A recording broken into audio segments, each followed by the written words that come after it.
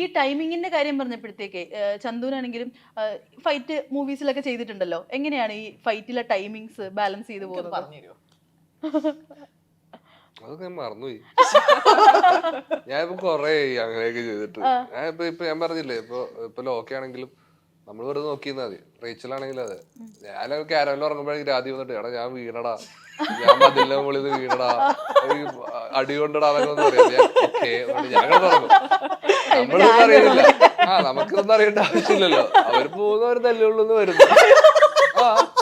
നമ്മളത് ശ്രദ്ധിക്കാൻ നമ്മളെ കാര്യം നോക്കാന്നുള്ള. അത് എന്റെ അടുത്ത് എപ്പോഴും പറയും ഇങ്ങനെ, വൈറ്റ് പ്രശ്നം പണിയടാ. ഞാൻ ശരിക്കും അങ്ങനെയാണോ ഇപ്പൊ ചുമ്മാ പറയുന്നത്? അല്ലല്ല, നല്ല പാടാ. നെവർ മൈൻഡ് ആയിരുന്നോ ചന്തു? ഒന്നും ചെയ്യാൻ പറ്റില്ല ചന്തുവിന്. ചന്തുവിന് എന്ത് ചെയ്യാൻ പറ്റും? കേട്ടോണ്ടിരിക്കില്ല.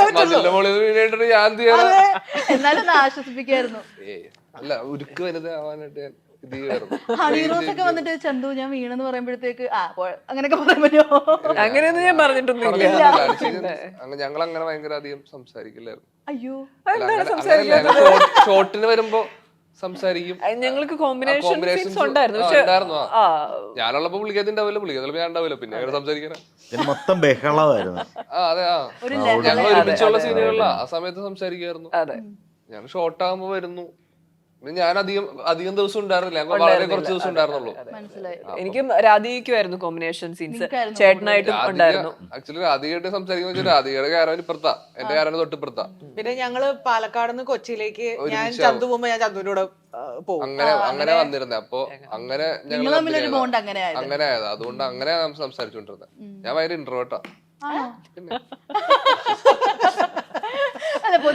അല്ല, ആക്ച്വലി ഞാനും അതിലും വലിയ ഇൻട്രോവേർട്ടാ. മേ ബി അതായിരിക്കാം ആ ഒരു കമ്മ്യൂണിക്കേഷൻ. പൊതുവെ ഈ ഇൻട്രോവേർട്സിനെ കുറിച്ചിട്ടൊക്കെ ഇങ്ങനെ ഒരുപാട് ട്രോളുകളൊക്കെ വരും. ശരിക്കും ഈ ട്രോളുകളിലൊക്കെ വരുന്ന ഇൻവെർട്ടർ എന്നൊക്കെ പറഞ്ഞിട്ട് അങ്ങനത്തെ ഒരു കൈൻഡ് ഓഫ് ആളുകൾ തന്നെയാണോ ഇൻട്രോവേർട്സ് എന്ന് പറയുമ്പോഴത്തേക്ക്? അതായത് നിങ്ങളുടെ ഒരു കംഫർട്ട് സോണില് എനിക്ക് ഇപ്പൊ എന്നെ ആരെങ്കിലും കണ്ടു കഴിഞ്ഞാൽ ഞാൻ ഭയങ്കരമായിട്ട് സംസാരിക്കും. എന്നെ കണ്ടില്ല, ഇപ്പൊ അവിടെ ഒരാൾക്ക് ഭയങ്കര അടുപ്പുള്ള ഒരാളുണ്ടെങ്കിൽ എന്നെ കണ്ടില്ലെങ്കിൽ ഞാൻ പതുക്കെ അവിടെ നിന്ന് മുങ്ങും. അതെന്റെ ഒരു ബേസിക് നേച്ചർ. അതെന്തൊരു നേച്ചർ ആണെന്ന് ചോദിച്ചാൽ എനിക്കറിയില്ല, എന്തിനാ അത് ചെയ്യുന്നതെന്ന് അറിയില്ല. പക്ഷെ അതായിരിക്കാം ഈ പറഞ്ഞ ഈ ഇൻവെർട്ടർ അല്ല, ഇൻവെർട്ടറിന്റെ സ്വഭാവമാണ്. അല്ല, ഈ ഇൻട്രോവേർട്സ് എന്ന് പറയുമ്പോഴത്തേക്ക് പൊതുവെ മറ്റേ സഭാകമ്പം അല്ലേ? അപ്പൊ നമ്മുടെ ഇനോഗ്രേഷൻസിനൊക്കെ പോകുമ്പോഴത്തേക്ക് ഒത്തിരി ആളുണ്ടാവുമല്ലോ. പക്ഷെ അതാണ് ഒരു മാജിക് എന്റെ ഒരു ബിഹേവിയറില്. എനിക്ക് അവിടുത്തെ ക്രൗഡിനെ ഭയങ്കര ഇഷ്ടമാണ്. അവിടെ എനിക്ക് ആ ടെൻഷനോ ലിറ്റിൽ എനിക്ക് ആ ടെൻഷൻ ഇല്ല അവിടെ. പക്ഷെ എന്നാലും ഒരു അവാർഡ് ഷോയ്ക്കോ അല്ലെങ്കിൽ ഒരു നമ്മളല്ലാതെ പ്രോഗ്രാംസ്, ഒരു സ്റ്റേജ് ഷോയ്ക്കൊക്കെ നമ്മൾ പോകുമ്പോൾ എനിക്ക് ഭയങ്കര സഫോക്കേഷൻ. അവിടെ നിന്ന് എങ്ങനെയെങ്കിലും പോയാൽ മതി എന്നുള്ളൊരു ഫീലാണ്. പക്ഷെ ഇനോഗ്രേഷൻ എനിക്ക് അതെന്താ അതിന്റെ മാജിക് എന്ന് എനിക്കറിയാൻ വയ്യ. ആ സമയത്ത് ഒരു പ്രത്യേക എനർജി, ക്രൗഡ് തരുന്ന ഒരു എനർജി, ആ ഒരു ഇന്ററാക്ഷന്റെ ആണെന്ന് തോന്നുന്നു. അങ്ങനെ ഒരു ഇന്ററാക്ഷൻ കിട്ടുമ്പോൾ നമുക്ക് ഭയങ്കര രസമാണ്, ആ കമ്മ്യൂണിക്കേഷൻ ഭയങ്കര രസമാണ്. ചന്ദുവിനെ കാണുമ്പോൾ ചോദിക്കണം വിചാരിച്ചിരുന്നതാ, ഈ ഓരോ ആർട്ടിസ്റ്റുകളുടെ ഇപ്പം ലാലേട്ടൻ, പ്രണവ്, അങ്ങനെ ഓരോ എഡിറ്റൊക്കെ വീഡിയോസ് വരുന്ന കൂട്ടത്തിൽ ചന്ദുവിന്റെ റീസെന്റ് വൈറലായ ഒരു സംഭവമുണ്ട്. സലീം ഏട്ടനാണെങ്കിൽ പുലിവാൽ കല്യാണത്തിൽ ഇങ്ങനെ എല്ലാവരുടെയും ചുറ്റിനിരിക്കുന്നതും ചന്തു അതേപോലെ ഇരിക്കുന്നതും. ആ വീഡിയോസ് ഒക്കെ കാണുമ്പോഴത്തേക്ക് എന്താ അച്ഛന്റെ റിയാക്ഷൻ എന്തായിരുന്നു? അച്ഛനൊന്നും കാണാറില്ല. ഇല്ല, അതൊന്നും അച്ഛൻ കാണാറില്ല. അച്ഛൻ ഇൻസ്റ്റാഗ്രാമിൽ ഇല്ല, വീഡിയോസ് ഒന്നും കാണിക്കാറൊന്നുമില്ല. ഇല്ല, അച്ഛന്റെ വീഡിയോസ് കാണിക്കാറുണ്ട്, എന്റെ വീഡിയോസ് ഒന്നും കൊണ്ട് കാണിക്കാറില്ല. ഇല്ല, ആരെങ്കിലും അയച്ചു കൊടുത്ത് കണ്ടാൽ കണ്ടു, അല്ലാതെ അങ്ങനെ ഞങ്ങൾ അതിനെപ്പറ്റി ഞങ്ങൾ സംസാരിക്കാറൊന്നുമില്ല.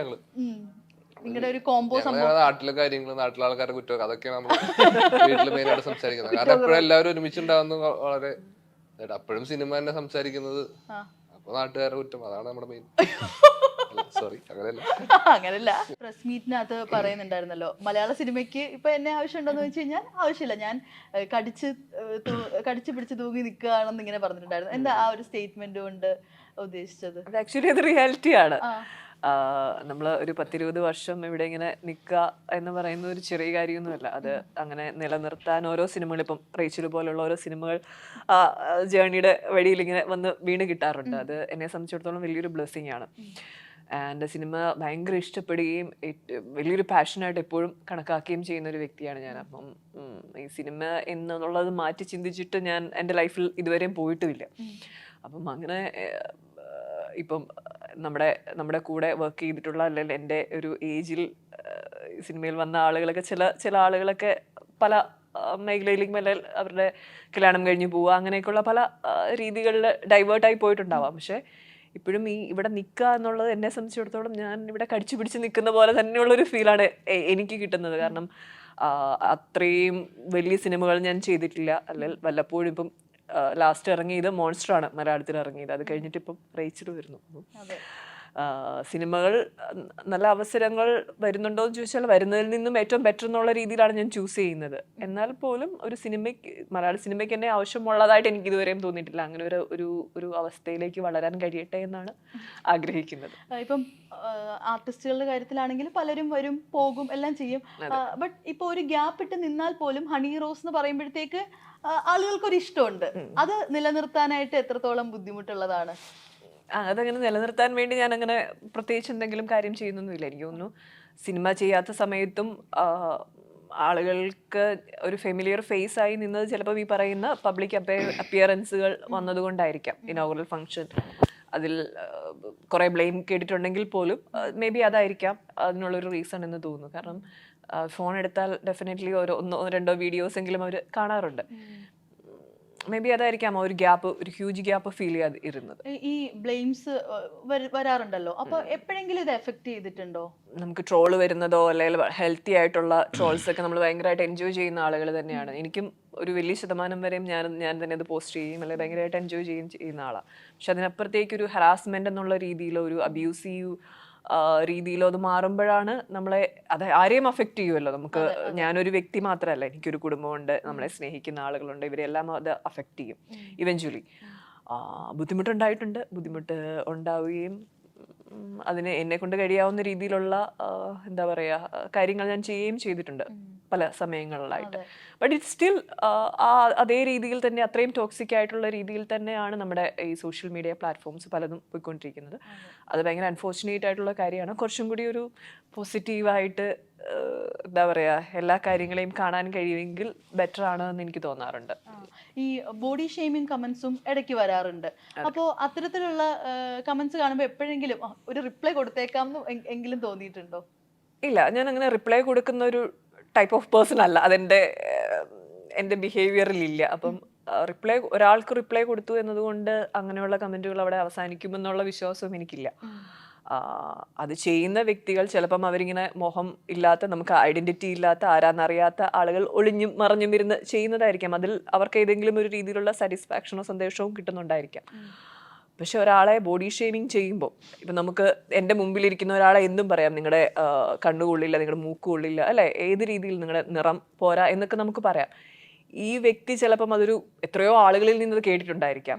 അയാളുടെ ജീവിതം മുഴുവൻ അയാളെ ഒരു ട്രോമയിലേക്ക് കൊണ്ടുപോയി എത്തിക്കുന്ന ഒരു റിമാർക്കായിരിക്കാം ചിലപ്പം പറയുന്നത്. പക്ഷെ ആ പറയുന്ന ആൾ അത് വളരെ സിമ്പിൾ ആയിട്ടുള്ള ഒരു കാര്യമാണെന്ന രീതിയിൽ, ഒരു തമാശയല്ലേ, നിങ്ങൾക്ക് അങ്ങനെ എടുത്താൽ പോരെ എന്ന് പറയും. അതല്ല, അത് എക്സ്പീരിയൻസ് ചെയ്യുന്ന ആളുകൾക്ക് അത് അവരുടെ ലൈഫിനെ തന്നെ ബാധിക്കുന്ന, മാനസികമായി അവരെ തകർക്കുന്ന ഒരു വേദനയായിട്ട് എന്നും എല്ലാ കാലത്തും നിലനിൽക്കും. അവർ കോൺഫിഡൻസ് ചിലപ്പോൾ നഷ്ടപ്പെടും ആ ഒരു വേർഡ് കൊണ്ട്, നമ്മൾ പറയുന്നത് ചെറിയ വാക്കുകൊണ്ട് പോലും. അതിൻ്റെയൊക്കെ ആവശ്യം നമുക്കുണ്ടോ എന്നൊന്നും കൂടി ചിന്തിക്കുന്നത് നല്ലതാണ്. വാക്കുകൾക്ക്, നമ്മൾ ഉപയോഗിക്കുന്ന വാക്കുകളുടെ ഒരു പവർ എന്ന് പറഞ്ഞാൽ അത് ചെറുതല്ല. അത് ആവശ്യത്തിനും അനാവശ്യത്തിനും ഒക്കെ ആയിട്ട് അങ്ങനെ എല്ലായിടത്തും വലിച്ചുവാരി യൂസ് ചെയ്യേണ്ട കാര്യമല്ല.